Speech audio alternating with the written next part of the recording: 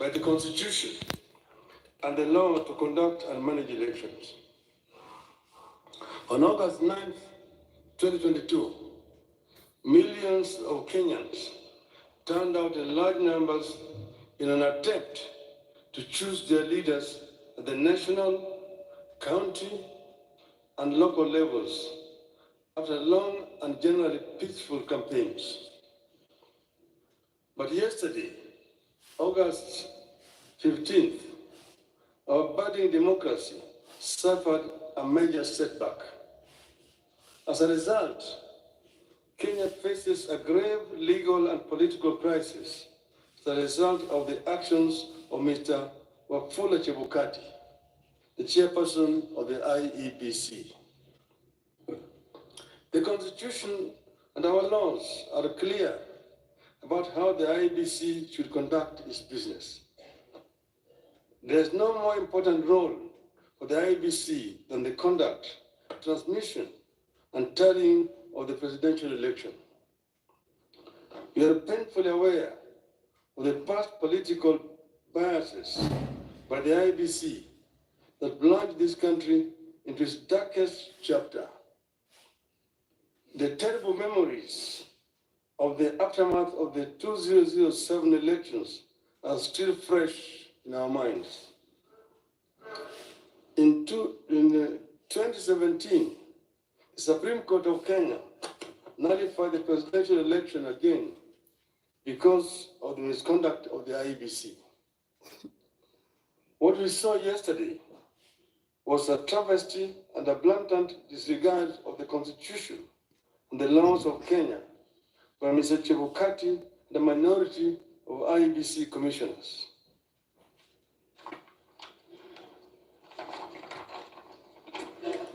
The law is clear on the role of the chairperson of the IEBC.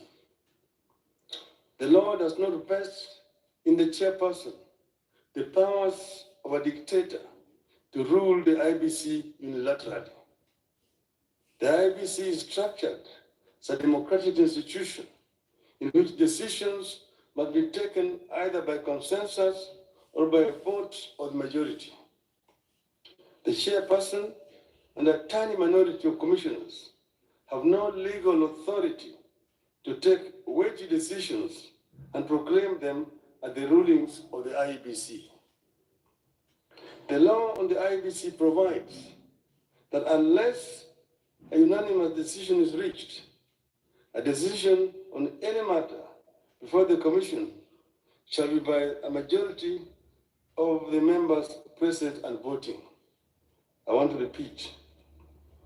Unless a unanimous decision is reached, a decision on any matter before the Commission shall be by a majority of the members present and voting.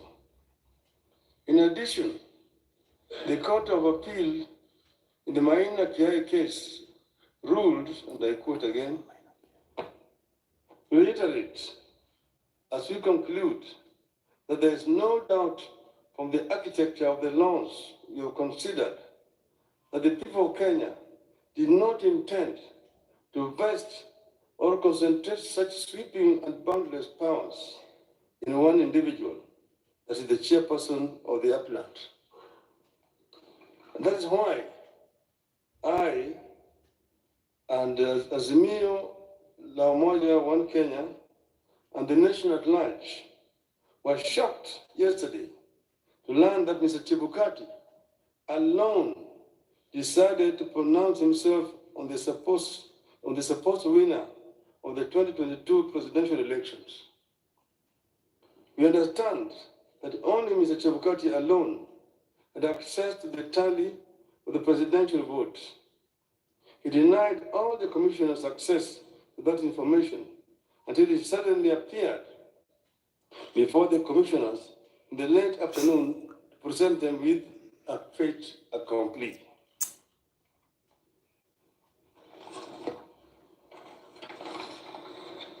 Barely 2 hours before his announcement, Mr. Chebukati called a meeting of the IEBC and revealed to them the different results he was going to announce.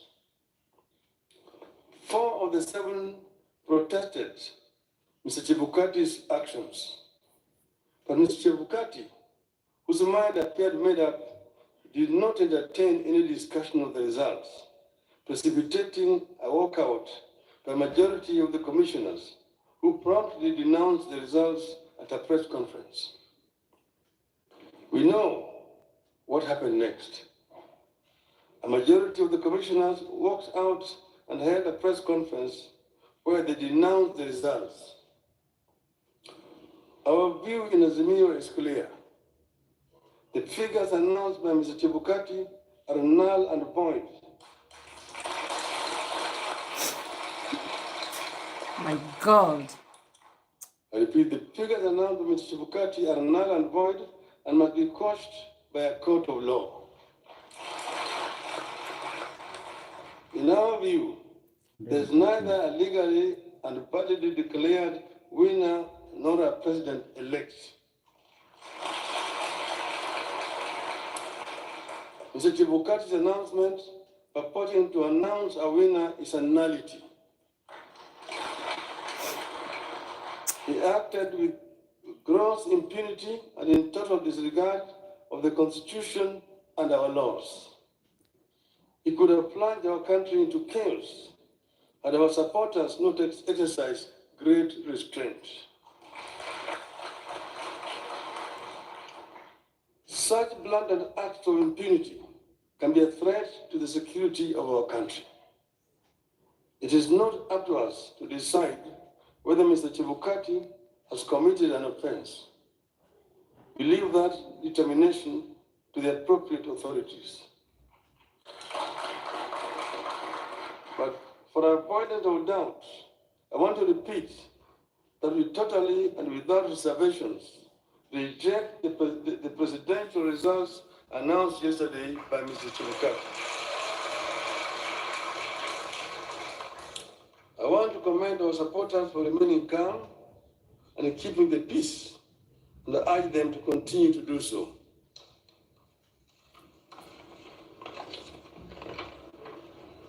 Let no one take the law into their own hands. We are pursuing constitutional and lawful channels and processes to invalidate Mr. Chebukati's illegal and unconstitutional pronouncement. We are certain that justice will prevail. I want to further commend the heroism of the 4 commissioners, the majority of the IEBC, who stood up to the bullying and the illegal conduct of Mr. Chebukati.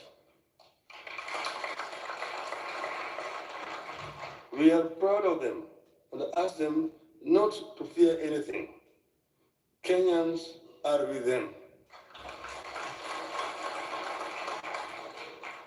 Today, I do not want to fully address our strategies going forward, but suffice it to note that we will be pursuing all constitutional and legal options available to us. We will do so because we regard the many flaws in the elections and the wrongs committed by the IEBC as fatal to the process and the outcome announced by Mr. Chebukati.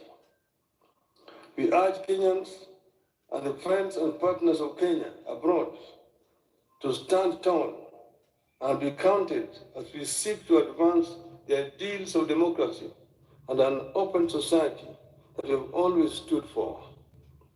We will pursue justice for our supporters and for all Kenyans so that their choices are respected and honored.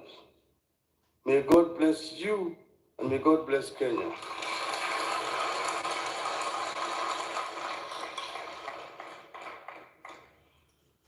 Nataka kuchukua tena fursa hii kutoa shukrani kwa Wakenya wenzangu ambayo wameshiriki katika uchaguzi ambayo imepita.